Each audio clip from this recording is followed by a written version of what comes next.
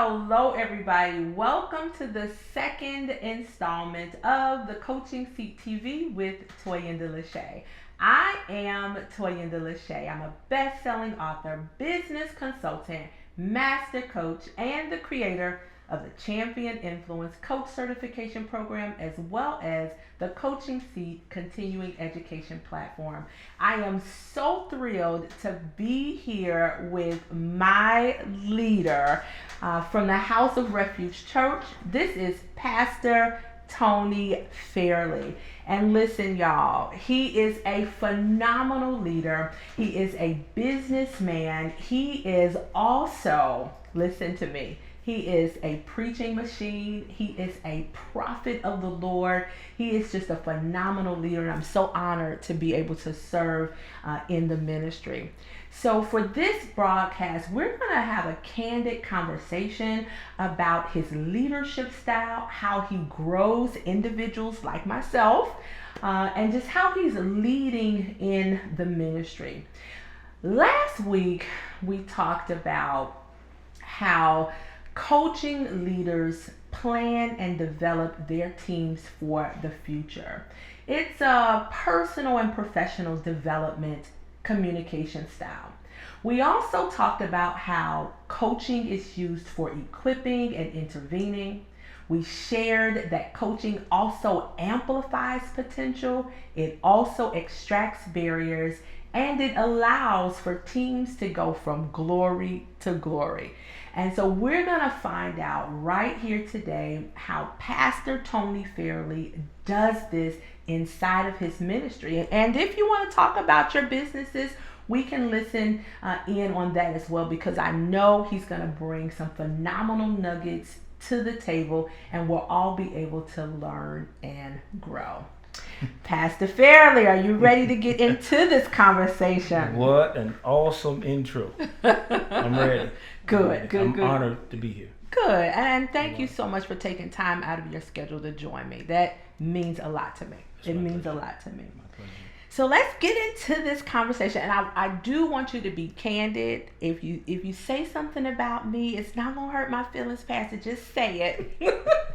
I honestly want you to be candid, and I just want to talk with you about your leadership style and how you are a coaching leader, how you are an authoritarian leader. I just want to hear it all. So before we get into this, how long have you been in ministry? Share with us a little bit about that. Well, Toyinda, prophetess. Listen. I've been in ministry for 15 years, pastoring. Uh-huh. I've been in church since 1998. Okay. And I think, I don't know if I have a style, so to speak. Uh-huh. I believe in the first thing is understanding what God actually has for let me say this, for me first. Yes, I love so that. as a pastor and as leaders, we have to know what the calling is on our lives. And that was probably for me one of the hardest things to actually get and understand what was God saying for me. Because before you can actually lead and direct and give vision, you have to know what is God showing you. And so me being a club DJ for 15 years, I just knew I was never going to leave the nightclub. So pastoring was nowhere near in my picture, vision, or even my plans. Wow. And so when the Lord began to talk to me, he had me come into the ministry through friends. And that's, God is just an awesome dad God. Yes. And so he allowed me to come in with friends because I was in business, thinking that it was a business transaction, which in fact it really was a business transaction. Yes, but sir. I was in music at the time. Make a long story short, I was in music at the time, and this pastor was opening up a church. Wow. And they were needing some music equipment, and I had equipment to sell them. So we end up over there one Saturday evening, and I looked around and the place was in shambles, and she said, I'm going to open up service in the morning. And I said, there's no way in the world you're going to have service in this building tomorrow. But sure enough, I found myself staying there to help put the building together. Wow. So anyway, I stayed in that I ended up joining that particular church where I thought I was doing a business transaction. Wow. And during the process, God began to deal with me because it was not uncommon for me to go to the nightclub on a Saturday night and get up and go to church on a Sunday morning. Wow. But one of the great things was God was telling me and showing me in so many words, I'm getting ready to do something in you. But I'm not feeling that. You know, I like what I'm doing and this partying and this whatever. Right. So when God started dealing with me, he started showing me visions and dreams. And that's what God does with prophetic stuff. I don't want to move too fast because I get excited quick. Just like that, it'll take long. But anyway, the Lord began to deal with me. He said, you have to understand the calling first. And I was a leader in the world. I DJ'd, and there was nothing to have a party where there were hundreds of people in the party. And God said, I'm going to utilize that, but I'm going to flip it for me. Wow. Wow. And so one of the great things about John Maxwell is he has 21 irrefutable laws for leadership. Yes. I didn't understand it then and just got a good grip on it a few years ago. And the calling was, or the buy-in was this: I had to buy in what God was offering me. Wow. So before, and I had no idea that I was going to pastor.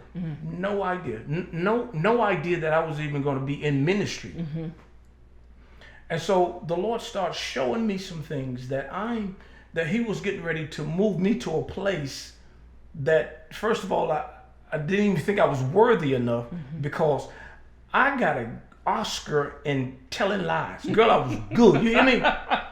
And I was not the most faithful person. And so doing things opposite of what my flesh, I just couldn't, I grappled with that, you know? Yeah. But God had to show me some things and show me, he said, here's the buy-in package. And I had to see what God was doing. But look, it was so hard for me to see myself other than what I was for so many years. Oh, that's good. And that's the problem we have. Seeing ourselves past what we used to do. And so God dealt with me about you got to work for me.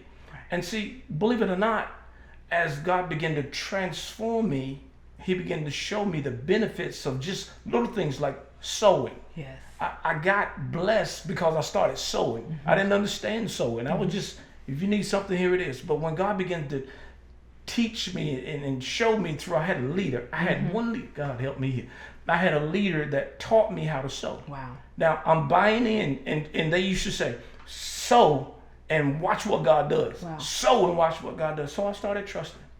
And now I'm buying, I'm getting more and more understanding about how God moves. Yeah. That's I was in business. Stop me when you need to change subjects because I can go all week with this. We are in the same vein. Okay. Yes. Listen to this. I'm in business for 26 years, self-employed. And when I came to the church, the Lord allowed me to go broke. Wow. In the church. My goodness. I gave and gave and gave. My leader was saying, okay, those of you that are here that will trust God, sow $100 seed for this today. And I needed some things and I trusted God. Right. I was at a point, prophetess, where I was helping other people sow. Right. Wow. And I began to sow hundreds and then I found myself sowing a 50 and then I'm down to a 20 and now I'm down to $1. Now I'm shaking change for a change and I'm sowing it. And I asked Lord, I said, why, God? What? Why bring me to the church and break me? Wow. Financially. So let me stop you there. What you entered into at the beginning of this discussion is potential. So God was beginning to open up your let the scripture that says, let the eyes of my understanding be enlightened. I believe that's the scripture. I'm paraphrasing. But he began to open up your understanding about the potential that he wanted to unleash in you. And I, because of that story and that journey, because of your journey, I can now see how you're able to help your ministerial staff unleash and unlock potential. So I'm going to ask a question about that, but I want to share. I wrote a book called The Handbook to Unleash Your Potential. And inside of the book, I shared my definition for potential. And I said potential is something that's very innovative. It's on the cusp of being made manifest. It's just kind of peeking out, but it's not yet all the way out in full bloom. And I always said, in terms of potential, it is something that's likely to happen. So I believe that God had, in your dreams, even with the pastor needing the equipment, you coming in to help her with that environment, and then joining the church and being under the leadership there, I really believe that really brings out the story of potential. So I want to ask you this: how do you see potential in your leaders? Wow, great question. Seeing potential. A pastor friend told me a while ago. He said, "Grab at potential because you'll never find perfection." And you know when Wait, you Pastor, just say that one more time, and look over here in this okay, camera, listen. please. Grab at potential because you'll never find perfection. And when he said that, it hit me because as a leader, now I bought in, Yes. and I understood. Yes. What I didn't understand first, though, prophetess, was what God wanted from me for where I am. Yeah. And so when I first came out, I dressed in a large robe. Yes. And I walked in and I tried to be dignified and I tried to talk very sophisticated like I was. And the service didn't go well. And I went back to the office and I said, "Lord, what happened?" And he said, "If I wanted you to preach like you were 65, I'd have called you at 65. Right. So what he was trying to say to me was, what I have, what's on the inside of you is what I want to use. The potential that's on the inside of you is what I want to replicate, or in a sense, I want you to recognize in someone else." Yeah. When you're looking for folk that have potential, you have to look at their aggressiveness towards God, their hunger and their passion towards getting the things of God. Right. Because when you become a leader and a pastor, you're looking to not duplicate you, Right. but accentuate what God put on the inside of them. Wow. So if my job is to if I think that I'm supposed to make a carbon copy of me, then we have robbed both you and me. Right. So let's stop there, because what I want to do is, that was some meat and it was some heavy duty substance. And what I want to do is just pause there and just kind of chew on that. And when we come back for our next discussion, I want to pick up from there. Will that work with you? That's fine. All right, wonderful. So I'm so thankful that you joined me. And I want you to meet me here next week as I finish this discussion on potential with Pastor Tony Fairley of the House of Refuge Church in Hartsville, South Carolina. Hello, everybody. I want to invite you to purchase my book, The Handbook to Unleash Your Potential in 6 Practical Steps. If you are struggling with stagnation, suppression, and being stale in business, in leadership, in ministry, this book is for you. I give you 6 practical steps to achieve in life. Hey everybody, I want to invite you to a phenomenal virtual opportunity. My colleagues and I are hosting the Champion Coach Conference. This conference will take place on Saturday, June 27th, and it is virtual. I want you to check the link below.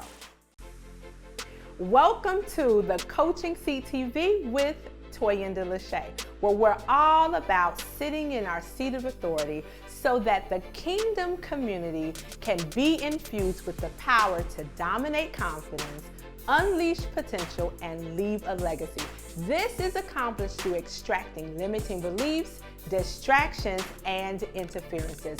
I am so excited for the opportunity to be on Dominion TV with the powerful Dr. Dutton and Pastor Lynette Dutton. Make sure you download the app for Dominion TV, as well as catch this broadcast every Tuesday at 5:30 p.m. I want you to share it with your community, your clients, and your customers.